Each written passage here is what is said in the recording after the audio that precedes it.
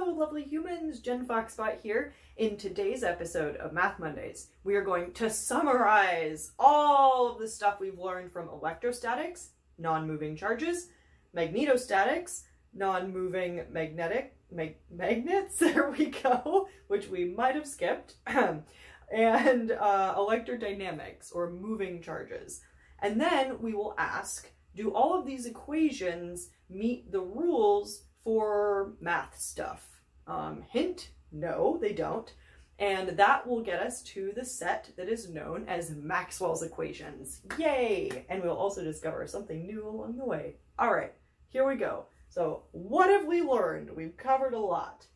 Okay, so first, Gauss's law. Whoops, let's start with the math speak. So the divergence, dot, there should be a dot there, of the electric field is equal to 1 over epsilon naught, the constant, times the charge density. This is Gauss's law. What's up, Gauss? There's a lot of S's in that.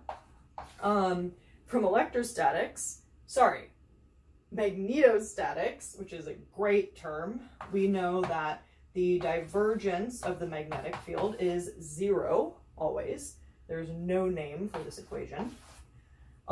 From Faraday and electrodynamics, we learned that the curl of the electric field is equal to the rate of change of the magnetic field.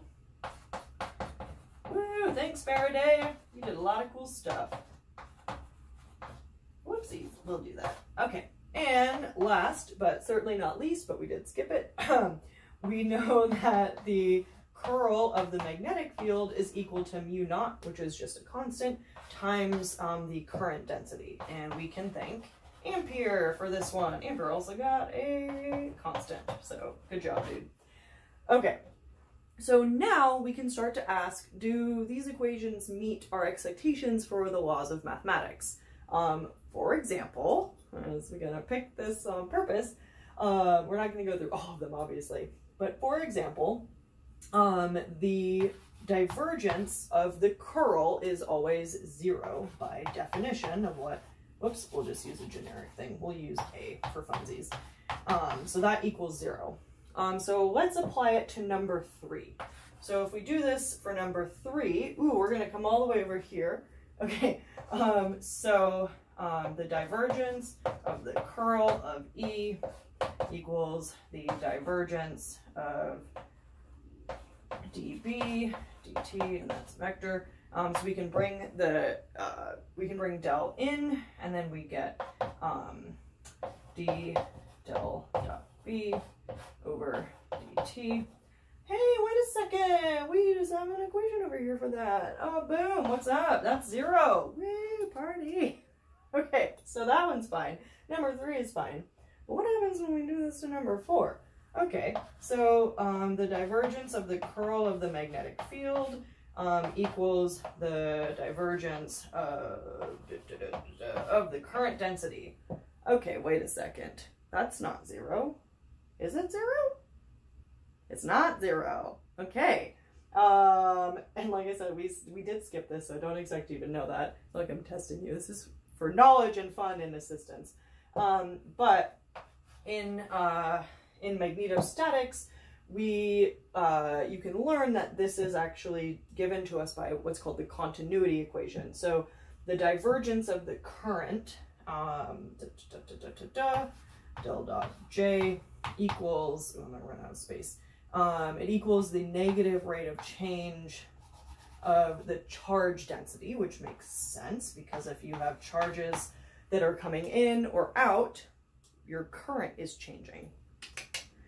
Okay, so we are going to use this and Gauss's law and figure out if we can fix this equation. So we're going to give us some more space. I'll leave Gauss's law, but I'm going to erase your name. Sorry. Sorry, not sorry. Okay.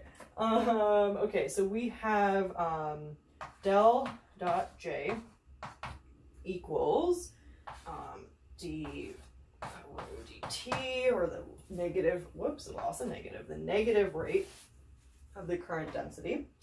And we are going to bring Gauss's law in. We're going to just solve for the current density and replace that right here.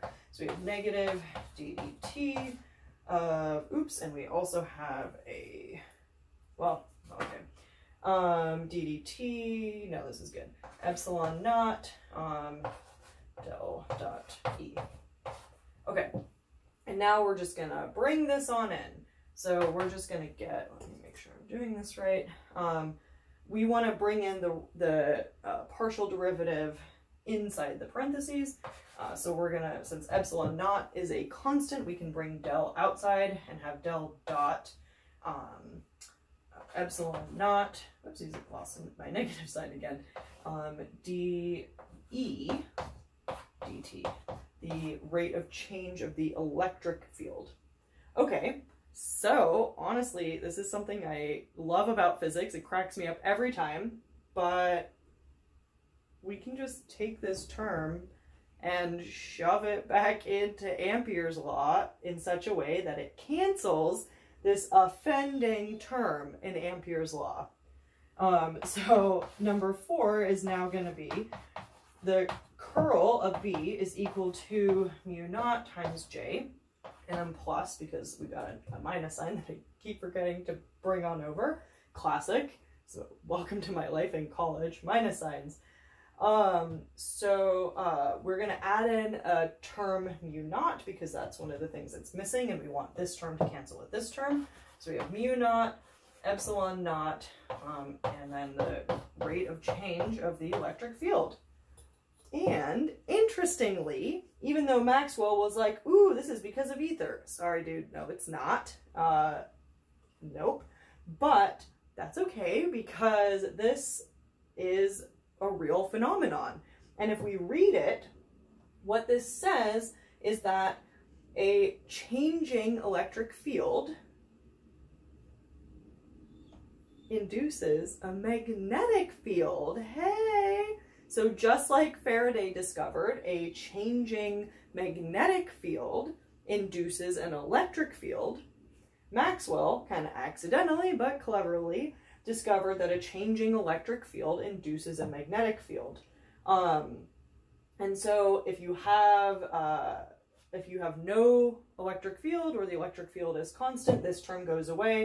Ampere's law goes back to its regular form. If you have a steady current, or a current that does not change, this goes to 0. Yeah. So, cool. Okay, so that, boom, is Ampere's law with Maxwell's correction, and the 4 of those laws together kind of constitute what we think of as Maxwell's equation. So we are going to summarize Maxwell's equations, do some example problems in the next coming videos, and then hopefully we'll be wrapping up electrodynamics soon. So definitely let me know if there's a specific topic in there that you want to cover. All right. Thank you very much for watching, and we'll see you next time. Bye!